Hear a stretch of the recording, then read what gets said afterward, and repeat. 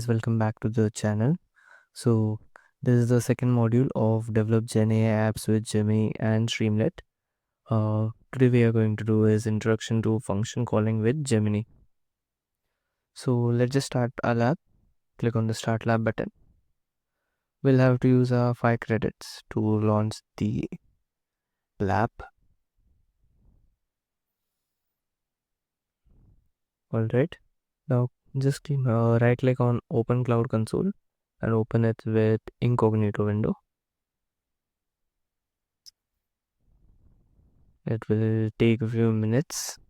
Click on I understand.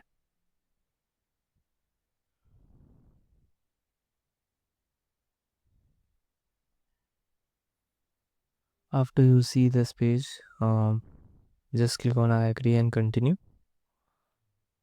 Alright, we are done with the setup. Now let's move on directly to the task 1.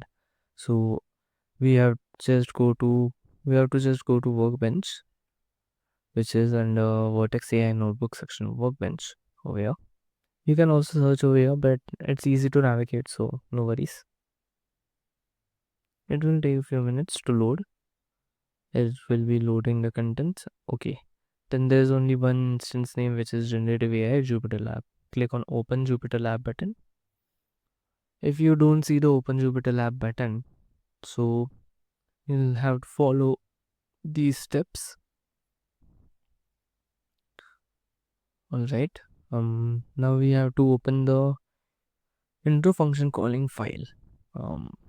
It will take a few minutes to load the Jupyter Lab tab. Then we'll just read that it is similar to the previous lab, which was where we have to just run all the cells in the notebook, and just the meaning, like you will just have to understand what we are doing.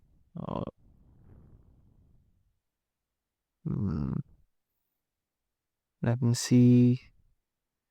Intro function calling file. I can't see any file over here.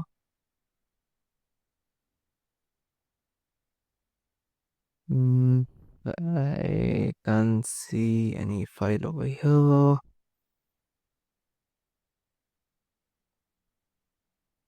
Alright, we just might have to do these steps. So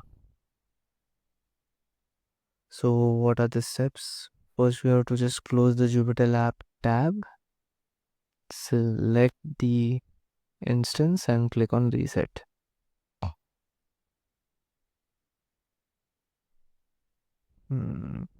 Alright, it's loading over here. So it's resetting the instance. When it will give a green tick, means it has been reset. So unexpected error came across, so it might take a few minutes of ours, and lab timer has already started, but it's for 1 hour, so I don't think this is the only thing which is going to take time. There will be more things in the lab itself as well. Let's wait for a few minutes. Let's see. Other than Vertex AI. Okay.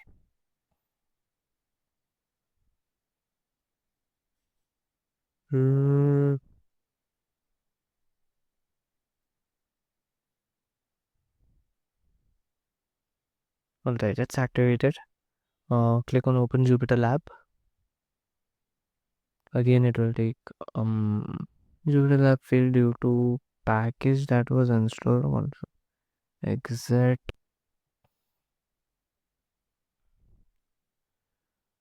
I don't know what are we coming across, but again we have to just open the Jupyter Lab now.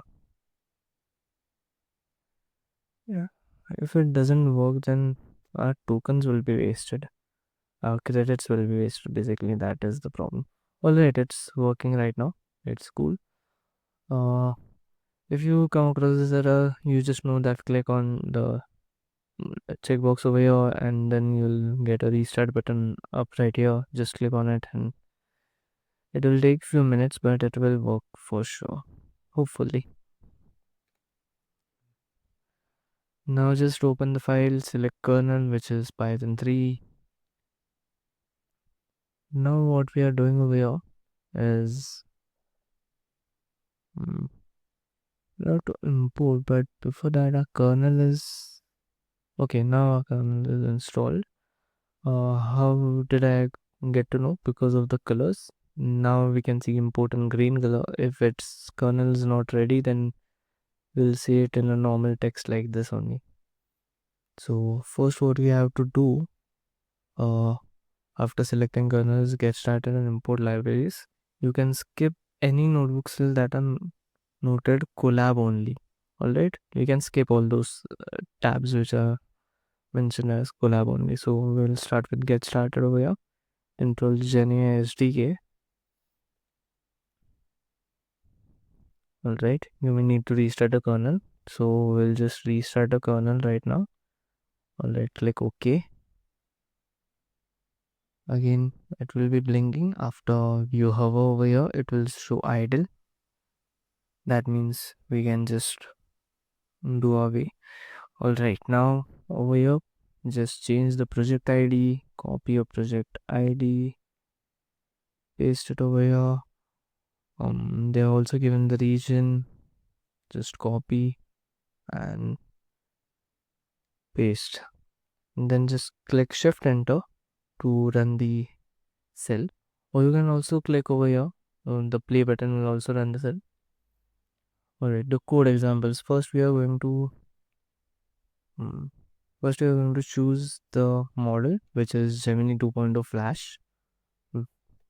Alright, now we are importing the libraries. These are all the libraries which will be necessary. Now the chat example, using function calling in a chat session to answer user's question about the Google store. Alright, in this example you'll see a function calling along with the chat modality in the Gemini model to help customers get information about products in a Google store. We will start by defining three functions: one to get product info, another to get location of the closest store, and one more to place an order. Alright, so over here one is the function which is get product info. Here these are the parameters which we are using. Then get store info, store location, and then place the order. Alright, so this is how we are declaring the function. We haven't used anything, this is just declaration. Note that function parameters are specified as Python dictionary in accordance with the OpenAI JSON schema. OpenAPI, sorry. Define tool that allows Gemini model to select from the set of three functions. So here using all three functions over here. In retail tools, you have defined a tool parameter.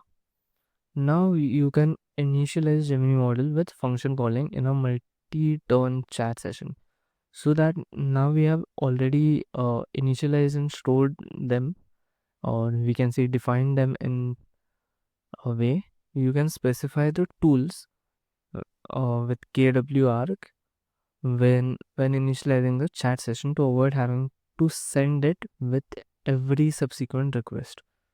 So over here, basically what we can do is model ID is already defined over here when we set Gemini 2.0. Then in configuration, temperature is 0, and tools we are using this retail tool which is storing all the functions we declared right now. Alright, this is our chat session.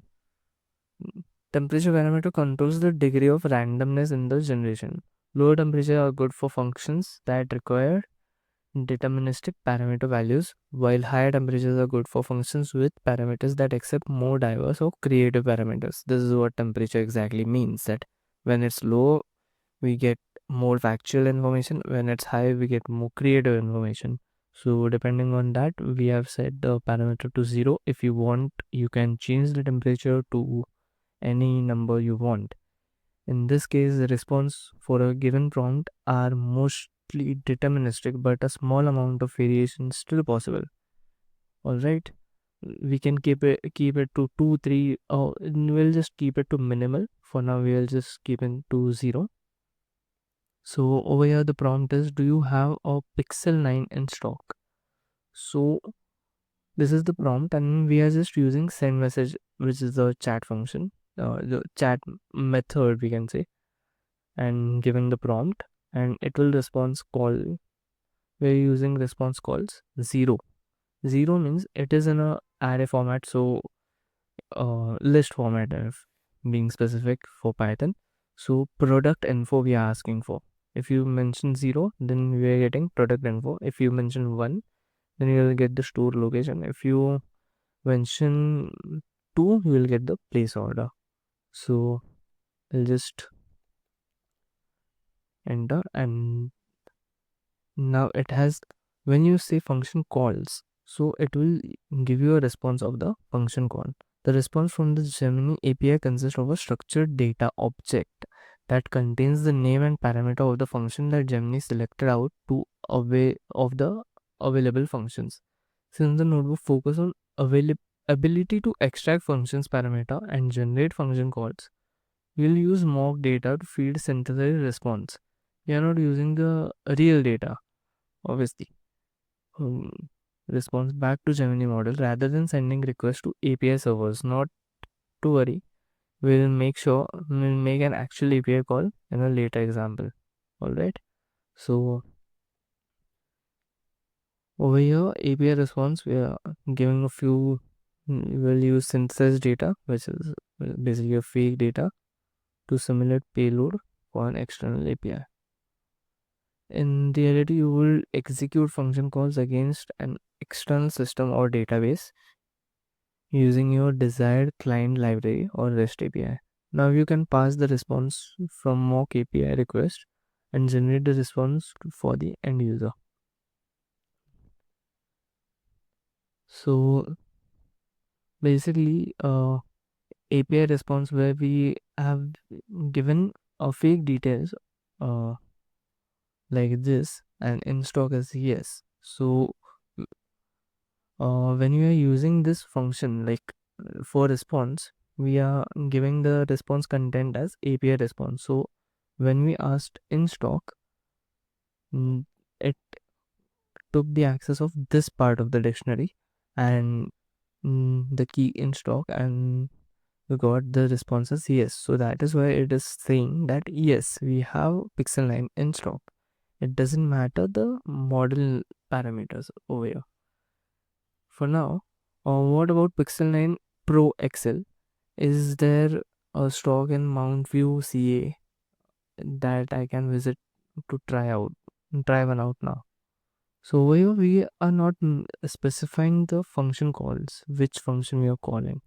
So it took the product name for get product info, location, and get store location. So because we are using two things, two functions are being used over here.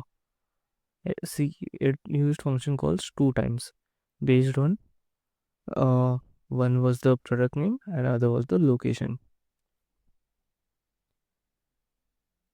Now here we are giving again fake data. We will see synthetic data that it is in stock, yes, and store location is also given. And now again we'll pass it to the model as a response parameters, and it will respond it like this: the Pixel Pro XL is in stock, the store location is this. Obviously these are all the fake data, so we are not using the real API request over here right now, right? In single conversation tone, the Gemini model requests two function calls in a row before returning natural language summary. In reality, you might follow this pattern if you need to make an API call to an inventory management system, another call to a store location database, customer management system, or document repository. So instead of actually doing this, you will have to access the real database. For now we are just going for fake details, but when we are doing this part, this uh, details, when we are accessing, you will have to access the real database. All right.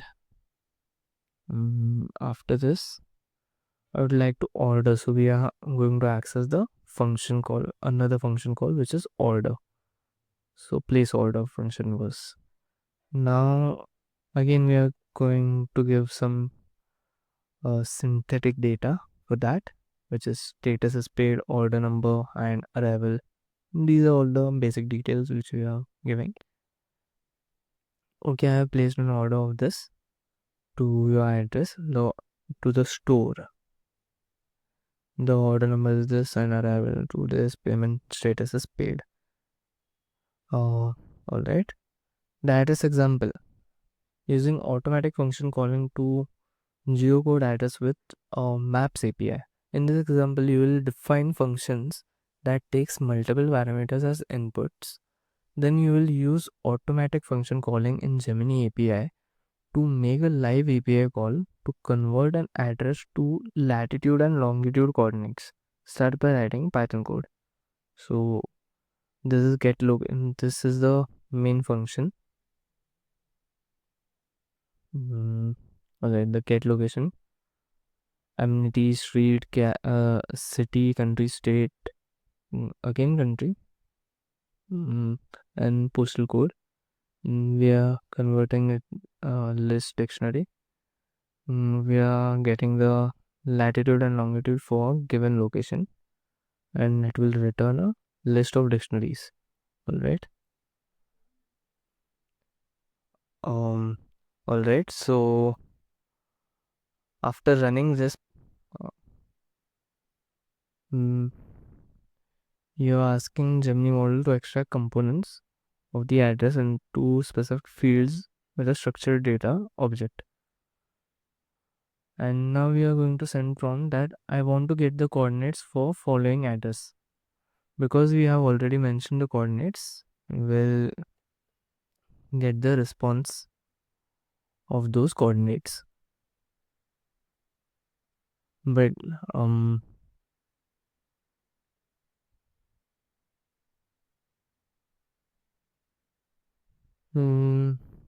yeah, this is it.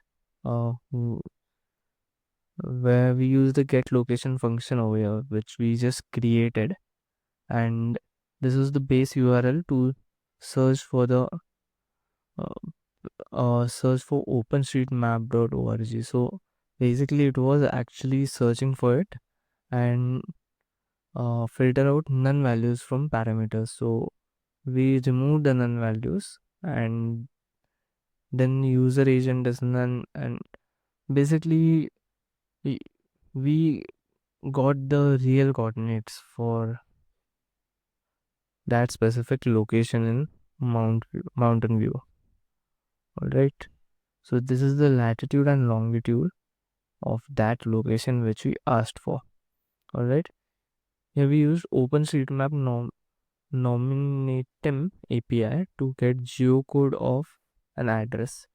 And if you're working with large amount of addresses or geolocations, you can also use Google Maps geocoding API or any mapping services with an API. All right.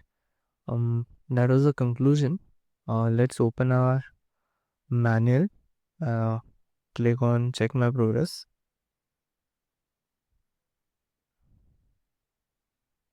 And then again check my progress. I'm using function calling for structured Google Store queries. We did that. Use function calling to geocode address of with Maps API. We also did that. And using function calling for entity extraction. We also did that. So congratulations, guys. This was the lab. It was actually a short lab, quick lab. We did it. We were given 1 hour and we just did it in 20 minutes. So it was easy. And all right, over here you will see your points as well.